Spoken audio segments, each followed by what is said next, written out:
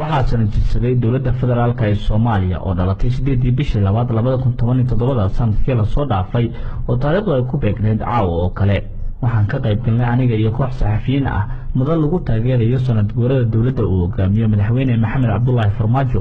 dabaaldegii ayaa bilowday weli saxaafadiisa toos ah looma furin wax yar markii aan goobta ku sugnayn ayaa waxaa meesha ka dhacay buuq iyo sawaxan nidaamka la ilaaliyo wiilka yarka oo meesha ka buuqaya banaanka loo saaro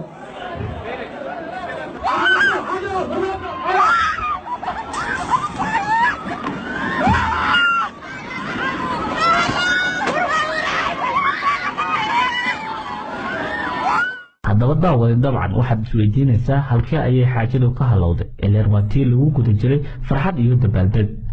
waxaa isla markiiba goobta uu ku yaalo masraxa isku soo gadaamay dhalinyaro caraysan kuwaasoo garab u ah cabdikariin sheekh muuse oo lagu garan og yahay qalbi dhagax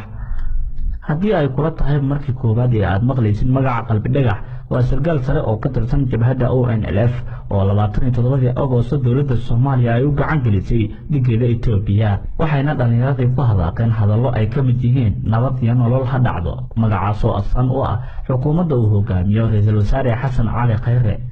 jawiga guud ee goobta lagu qabanayay sanad guurada ayaa mar qura isbedelay waxaa soo gaaray burbur agabkii goobta ku sharaxnaa iyadoo waxyaalo la gaarsiiyay dadweynihii ka soo qayb galay munaasabadda haddii aan dib u milicsano sanad ka hor xilligan oo kale sidee ayuu ahaa dareenka shacabka ku nool magaalada Nairobi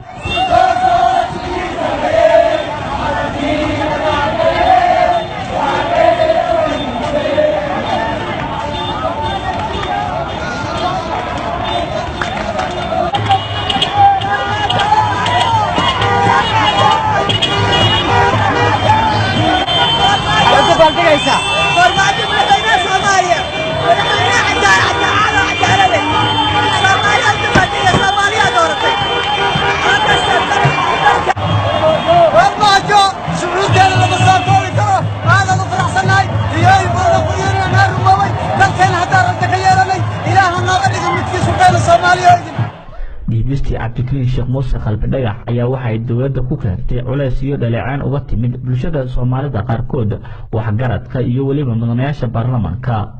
madaxweyne Maxamed Cabdullaahi Farmaajo muxuu ka yiri arrinka qalbi dhagax waxaan ognahay in baarlamaanka Soomaaliyeed ee golaha shacabku ee arrintaas ay ku sameeyeen debate ay aad uga hadleen ay ka soo saareen documentation ayna u codeeyeen حيالي يو وحوي وهيد وصر شرع دجنت مركي قضينا وحي قارين قوان حنا أمسنها قوان كاسونية كما دمبس dadka daraasaya siyaasadda ayaa sheegaya in xukuumadda Ra'iisul Wasaare Xasan Cali Khayre ay gaartay tallaabooyin muhiim ah walow ay jiraan dhaliilo uga imaanaya xisbiyada mucaaradka ee ka jira dalka Keenan Cabdulqaadir Xuseen Kalson TV Nairobi